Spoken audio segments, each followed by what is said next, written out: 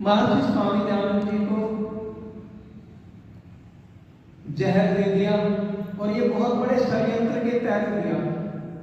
जहर को निकाल देते, पर वो जो डॉक्टर था अली मर्दन खान और वो नन्ही जान वैश्या और जोधपुर का जो नरेश था जसवंत सिंह, उसका भाई था इस षड्यंत्र में शामिल। कोई अंग्रेजी अफसर भी थे इसमें शामिल। एक नहीं बहुत बड़ा षड्यंत्र रचा और उन लोगों ने पता लगा कि स्वामी जी तो जहर को निकाल देते हैं, उनको तो कई बार दिया गया, 16 बार जहर दिया गया और वो निकाल देते थे क्रिया के द्वारा, मौलिक क्रिया के द्वारा। और मैंने भी एक सन्यासी को देखा है और ऐसे देखा है कि वो ऊपर से बाल्टी पानी पी जाते थे और गुदा के रास्ते पानी निकलता रहता था। ऐसी क्रियाएं योग की क्रियाएं थी। हठ योग भी उन्होंने सीखा था, तो उसके द्वारा में जहर को निकाल देते थे, अपने अंदर को धो लेते थे, अपने सारे जो अंदर का अपना सिस्टम है, पाचन तंत्र है, उस तंत्र को वो साफ कर लेते। तो योजना बनाएंगे कंच पीस करके और पॉइजन में मिला करके कंच पीसा गया कि कंच जो है आंतड़ियों में जम जाए। और यहां तक ही नहीं, कंच ही नहीं, शीशा भी पिघला हुआ, शीशा उसमें जिसको राम कहते हैं, वो डाल करके पिलाया गया। और स्वामी जी ने कहा, जब उसको बुलाया एकदम हाथ हो गया कि चल कोई बात नहीं है, मैं निकाल दूंगा इसको। भी स्वामी जी अब की बार ऐसा जहर दिया गया है, ये निकलेगा नहीं, कंच का चूरा डाल करके पिलाया गया। स्वामी जी ने लंबी गहरी सांस ली, तुमने मेरे कार्य को रोक दिया, मुझे अभी बहुत काम करना था, वेद का भाष्य करना था। और स्वामी जी लिखते हैं उनकी लगभग 400 वर्ष की आयु होती, लगभग 400 वर्ष, इतना उन्होंने शरीर को अपने बनाया। आइए एक गीत और स्वामी जी को प्रस्तुत करते हैं। बहन कमलेश भी हमारे बीच में आई है, थोड़ा देर से आई, एक भजन उनका भी हम रख पाएंगे।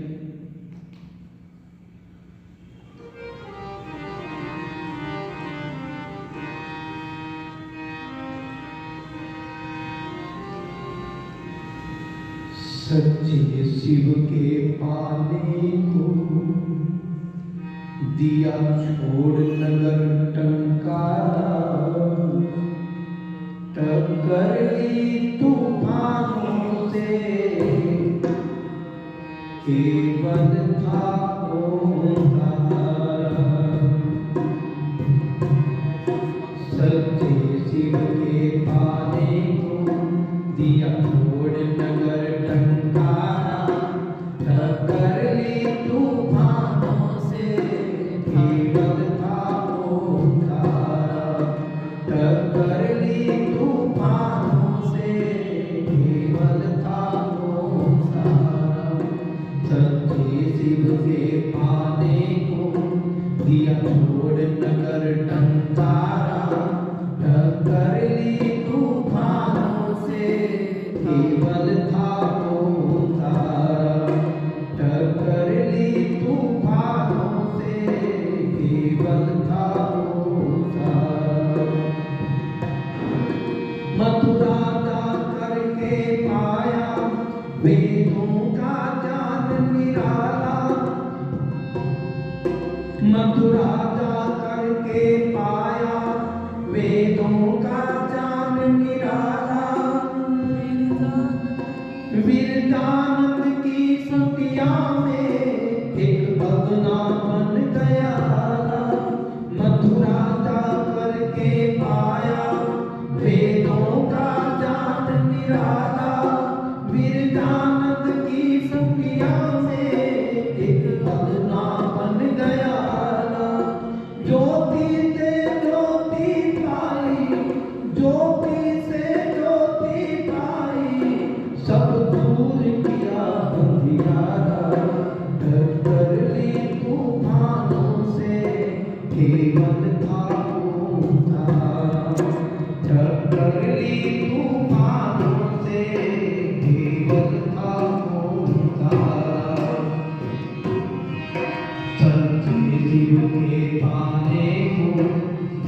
छोड़ नगर ठंडारा, टक्कर ली तूफानों से केवल था ओंकार, टक्कर ली तूफानों से केवल था ओंकार। हरिद्वार निकाल कर जिसने पाखंड खंडनी लहराई, ऋषिवर के तर्क सुन करके लाखों बन गए अनुयायी। हरिद्वार में जाकर जिसने पाखंड खंडनी लहराई, जिसके तर्कों को सुनकर लाखों बन गए अनुयायी। था तप का भक्त करिश्मा, था तप का भक्त करिश्मा, था तप का भक्त करिश्मा, लोगों ने जिसे निहारा, टक्कर दी तूफानों से केवल था वो सहारा। सबके शिव के पाने को दिया छोड़ नगर ठंडारा, टक्कर ली तूफानों से केवल था वो सहारा, टक्कर ली तूफानों से केवल था वो सहारा।